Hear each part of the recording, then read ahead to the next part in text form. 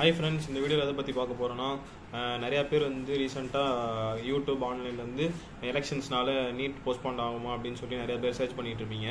So இதை பற்றி ஒரு கிளாரிஃபிகேஷன் மாதிரி தான் இந்த வீடியோ இருக்குன்னு நினைக்கிறேன்.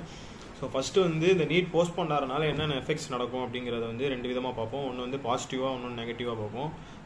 ஃபஸ்ட்டு பாசிட்டிவாக பார்த்துருவோம். பாசிட்டிவாக என்னென்னா, சிம்பிளாக ஒரே வார்த்தையில் ஃப்ராங்காக சொல்லணும்னு பார்த்தீங்கன்னா, நிறைய ரிவிஷன் பண்ணலாம், மார்க் டெஸ்ட் நிறையா எழுதி பார்க்கலாம். இது வந்து எல்லாத்துக்குமே ஃப்ரெஷர்ஸ்க்கும் சரி, ரிப்பீட்டர்ஸ்க்கும் சரி, இந்த நீட் போஸ்ட்போன் ஆச்சுன்னா இது ஒரு யூஸ் இருக்குது. ஸோ ஓகே, இப்போ நெகட்டிவாக என்னென்ன இம்பாக்ட் ஆகும்னு சொல்லி பார்ப்போம். ஃபஸ்ட்டு பார்த்தீங்கன்னா, பேரண்ட்ஸுக்கு கண்டிப்பாக இதில் வந்து நிறையா ஸ்ட்ரெஸ் வரும். பேரண்ட்ஸுக்கு இது பிடிக்காது, டிலே ஆகிட்டே இருக்கிறனால பேரண்ட்ஸுக்கு கண்டிப்பாக இது பிடிக்காது. செகண்ட் பார்த்தீங்கன்னா, லெத்தார்ஜிக்காக நிறையா பேர் ஸ்டூடெண்ட்ஸ் ஆயிடுவாங்க. ஏன்னா இது வரைக்குமே நல்லா படிச்சிருந்தா கூட இனிமேல் டைம் கொஞ்சம் டிலே ஆகிடுச்சு, கொஞ்சம் நிறைய டைம் இருக்குன்னு சொல்லி நிறையா பேர் இப்போ படிக்காமல் லெத்தார்ஜிக்காக ப்ரோக்ராஸ்டினேட் பண்ணுவீங்க. அடுத்து பார்த்தீங்கன்னா, நீங்கள் நல்லா படித்து நல்ல மார்க் எடுத்து இப்போவும் நல்லா படிச்சிட்டீங்க, சரி டைம் டிலே ஆகி நிறைய டைம் கிடச்சி நீங்கள் நீட் போஸ்ட்போன் ஆகி நல்லா படிச்சிருந்தா கூட நீங்கள் காலேஜ் சேர்ந்தாலுமே உங்களுக்கு காலேஜோட நம்பர் ஆஃப் டேஸ் வந்து ரொம்ப கம்மியாயிரும், உங்களோட என்ஜாய்மெண்ட்டும் கொஞ்சம் கம்மியாகும். சரி, இது கூட அவ்வளோ பெரிய விஷயம் இல்லைனா கூட, இப்போ நீங்கள் ரிப்பீட்டர்ஸாக இருந்தீங்கன்னா நீங்கள் நல்லா படிச்சிருப்பீங்க, உங்களுக்கு கொஞ்சம் டைம் கிடைச்சாலுமே நீங்கள் நல்லா படிப்பீங்க.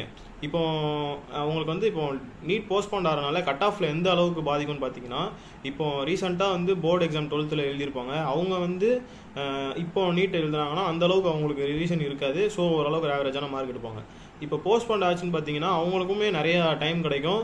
ஸோ அவங்க பார்த்தீங்கன்னா அவங்க நீட்டை வந்து நிறையா ரிவிஷன் பண்ணி நிறையா மார்க் டெஸ்ட் எழுதுறது வாய்ப்பு இருக்குது. ஸோ அவங்களுக்குமே நிறையா ரேங்க் கிடைக்கும். ஸோ இதனால் கட் ஆஃப் வந்து கண்டிப்பாக எல்லாத்துக்குமே இன்க்ரீஸ் ஆகும். அது ஒரு மைண்டில் வச்சுக்கோங்க.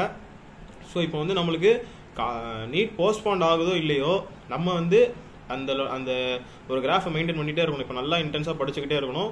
நம்ம முன்னாடி வீடியோவில் சொன்ன மாதிரி தான், எப்போவுமே அந்த படிப்போடைய டைமிங்ஸை வந்து நம்ம கிவ் அப் பண்ணாமல் நம்மளுடைய ஃபோக்கஸ் ஃபுல்லாகவே ஸ்டடீஸில் வச்சுக்கிட்டிங்கன்னா கண்டிப்பாக உங்களுக்கு வந்து நீட்டை கிளியர் பண்ணிடலாம்.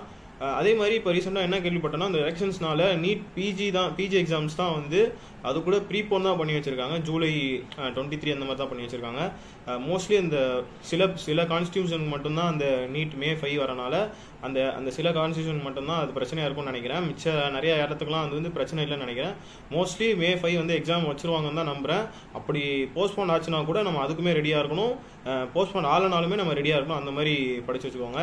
ஸோ இவ்வளோ தான் ஃப்ரெண்ட்ஸ். ஸோ நீட் போஸ்ட்போன் ஆகிறத வச்சு மைண்டில் வச்சுக்காதீங்க. நீங்கள் கன்சிஸ்டண்டாக படிச்சுட்டே இருந்தீங்கன்னா கண்டிப்பாக எப்போ வச்சாலுமே நீங்கள் கிராக் பண்ணிடலாம். Okay friends, all the best.